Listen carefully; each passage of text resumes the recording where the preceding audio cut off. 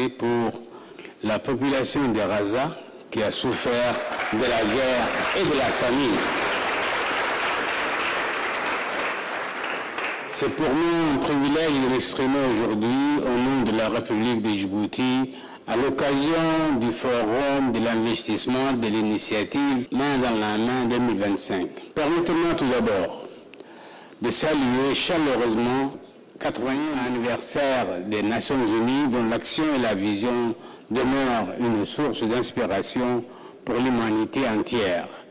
Je souhaite également exprimer la reconnaissance profonde de mon pays à l'Organisation des Nations Unies pour l'alimentation et l'agriculture. Mesdames et messieurs, distingués invités, la République de Djibouti occupe une position géostratégique unique à la jonction de l'océan Indien, de la mer Rouge, sur la deuxième voie maritime la plus fréquentée au monde, après celle du Pacifique Nord. Véritable carrefour des échanges internationaux, Djibouti s'impose comme une plaque tournante, incontournable du commerce maritime et de la logistique mondiale. Djibouti est donc bien plus qu'un simple point de transit. C'est une plateforme stratégique d'investissement, une porte d'entrée vers des marchés dynamiques et un partenaire de confiance pour les entreprises qui souhaitent croître au carrefour de l'Afrique, du Moyen-Orient, de l'Asie. Mesdames et messieurs, distingués invités, avec l'appui de la FAO et de nos partenaires, nous avons défini 4 domaines prioritaires d'investissement. Le développement des palmiers dattiers, avec une consommation locale estimée à plus de 2200 tonnes par an, et une production actuelle couvrant à peine 5% de ses besoins. La filière finicole est une priorité nationale. L'objectif de développer 1000 hectares de palmiers modernes avec irrigation optimisée, unités de conditionnement et de conservation afin de positionner Djibouti comme fournisseur régional de dattes de qualité. La production maraîchère sous serre et tunnel. Aujourd'hui, plus de 70 000 tonnes de légumes sont importés chaque année. Notre ambition est de multiplier les serres acclimatées et tunnels ombragés afin d'atteindre au moins 25% de couverture à la demande locale d'ici quelques années. Cela réduira la dépendance extérieure et améliorera l'accès de nos citoyens à une alimentation diversifiée, saine. La filière aquacole. Djibouti, avec son potentiel maritime, a vocation à devenir un acteur aquacole compétitif. La consommation annuelle de poissons est de 6 000 tonnes, dont la moitié seulement est produite localement.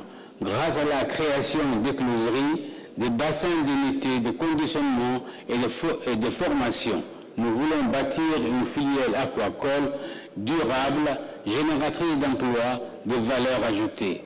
La viande et les dérivés, construction d'un abattoir moderne. Le marché local est estimé à 16 millions de tonnes par an et le marché d'exportation vers la région MENA, 24 000 tonnes par an, offre des opportunités considérables. La construction d'un abattoir moderne répondant aux normes internationales permettra de valoriser les productions locales, de renforcer la traçabilité sanitaire et d'accroître nos exportations à forte valeur ajoutée. Ces investissements ne sont pas seulement des priorités économiques, ils traduisent la vision de Djibouti de bâtir un secteur agricole moderne, résilient et inclusif, créateur d'emplois pour notre jeunesse, générateur de valeur ajoutée et vecteur de stabilité sociale. Dans ce contexte, la FAO, en sa qualité d'organisation et chef de file, doit accélérer les transferts et la diffusion de nouvelles technologies fondées sur l'intelligence artificielle et les solutions numériques adaptées aux réalités du terrain. Ces outils sont essentiels pour révolutionner la traçabilité, améliorer la prévision climatique, renforcer la gestion des ressources hydriques et accroître la productivité en réduisant l'impact environnemental. Et à la jeunesse djiboutienne, je veux dire tout particulièrement, vous êtes au cœur de cette ambition nationale. Vous portez l'espoir d'un Djibouti souverain dans sa sécurité alimentaire, fort dans sa résilience et audacieux dans son innovation. Mesdames et messieurs, distingués invités, l'initiative Hand in Hand de la FAO n'est pas seulement une opportunité, c'est une nécessité. Elle constitue un levier pour transformer nos systèmes agroalimentaires, promouvoir la justice alimentaire, lutter contre les effets du changement climatique et atteindre les objectifs de développement durable